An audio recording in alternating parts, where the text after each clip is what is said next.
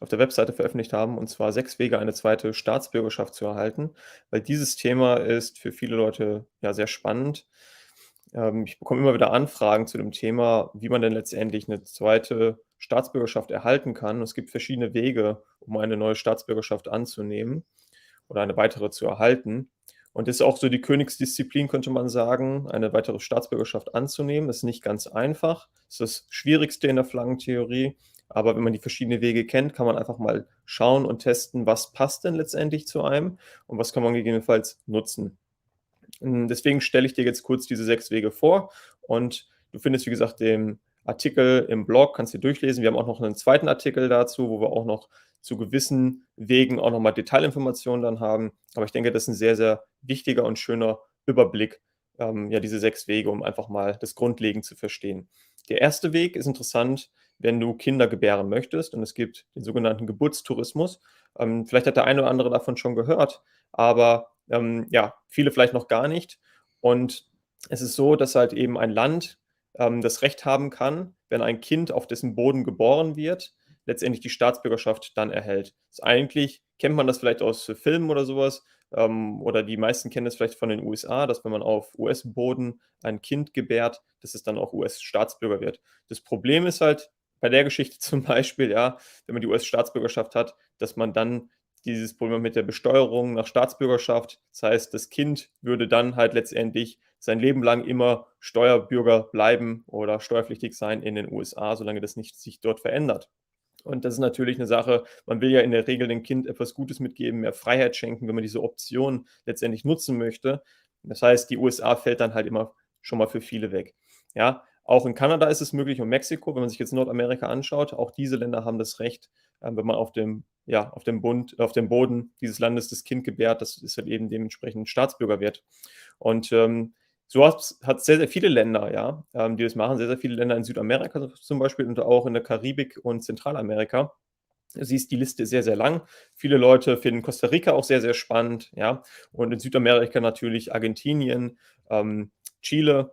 Aber das Problem ist zum Beispiel bei Chile, dass die Eltern zu dem Zeitpunkt der Geburt auch selbst ein temporäres oder permanentes Aufenthaltsrecht selbst besitzen müssen. Das heißt, rein als Tourist dort ein Kind zu gebären, ist nicht mehr möglich. Dasselbe auch, viele wissen es nicht, in Portugal ist es auch möglich, ein Kind zu gebären und die portugiesische Staatsbürgerschaft zu halten. Aber auch hierfür muss man halt dort ansässig sein und auch dementsprechend einen Aufenthaltstitel besitzen. Ja, also einfach so als Tourist dahin kommen, funktioniert leider nicht.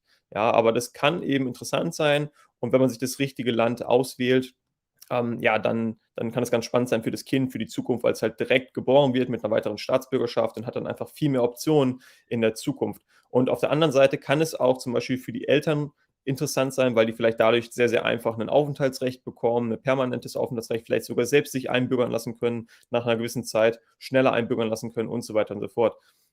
Diese Option ist sehr, sehr beliebt bei unseren russischen Klienten zum Beispiel. Also, die fokussieren sich da sehr, sehr stark drauf, und natürlich auch viele andere Klienten, die generell einen schwachen Reisepass haben, ja. Also, Leute, sage ich mal, die jetzt aus Deutschland kommen, die interessiert es in der Regel nicht so stark, ja, weil die halt sowieso schon einen sehr, sehr starken Reisepass haben.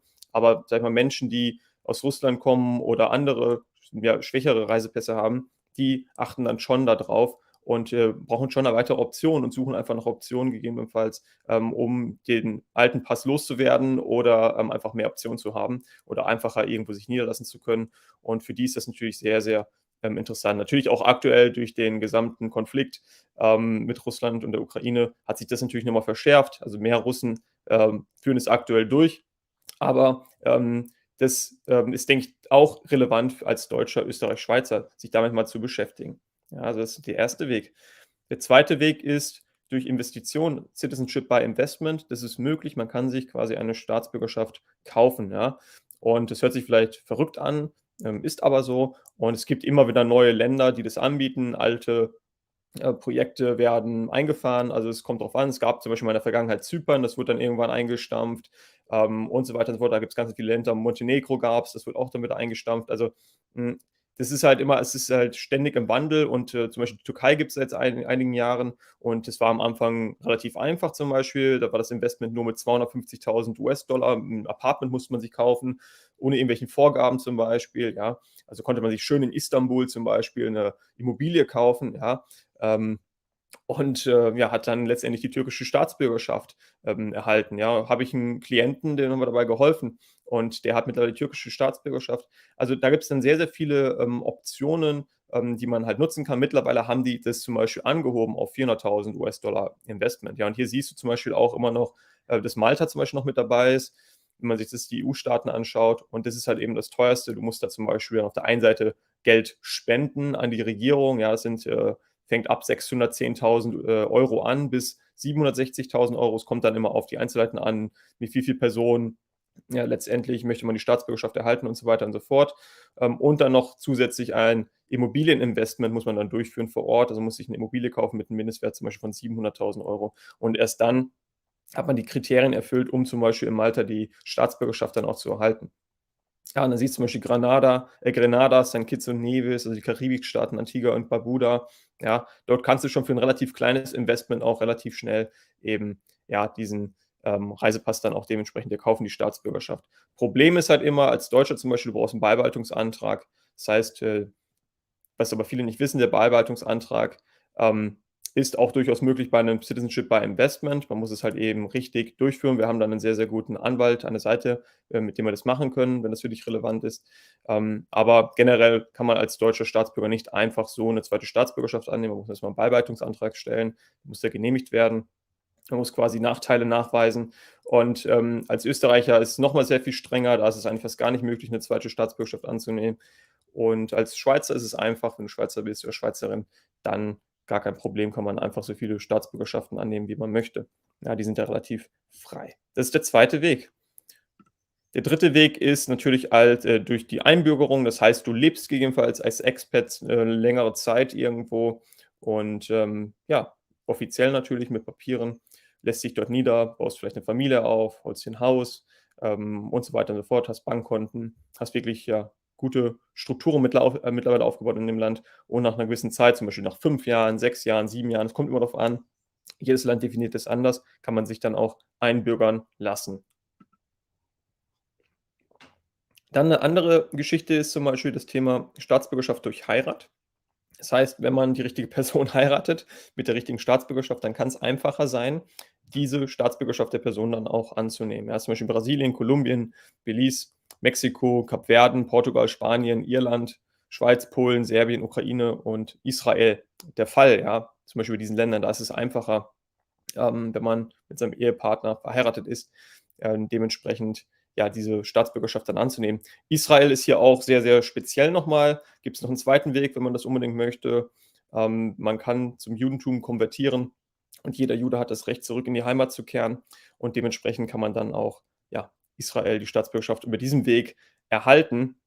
Aber mit Israel muss man natürlich immer schauen, mit den Konflikten dort und mit dem Militärdienst möchte man das. Also da muss man so ein bisschen drauf achten, auf diese Geschichte auch, ne?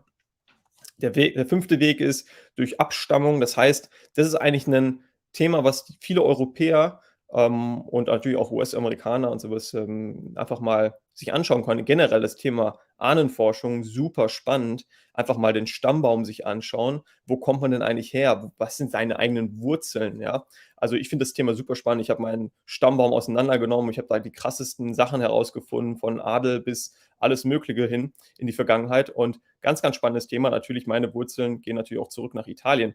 Und zum Beispiel Italien ist dann auch möglich, eine Staatsbürgerschaft dementsprechend, wenn man dort das richtig nachweisen kann, die Blutlinie letztendlich, ja, diese Staatsbürgerschaft zu beantragen und dann auch den Reisepass zu bekommen, den italienischen, ja. Und so ist es mit vielen Ländern, ja. Einfach mal schauen, Abstammung, einfach mal schauen, ist man, sagen wir mal, rein wirklich nur Deutscher oder die Familie die letzten Generationen oder, war vielleicht Oma, Opa, kam aus einem anderen Land und kann nur dann gegebenenfalls dadurch diese Staatsbürgerschaft bekommen, ja.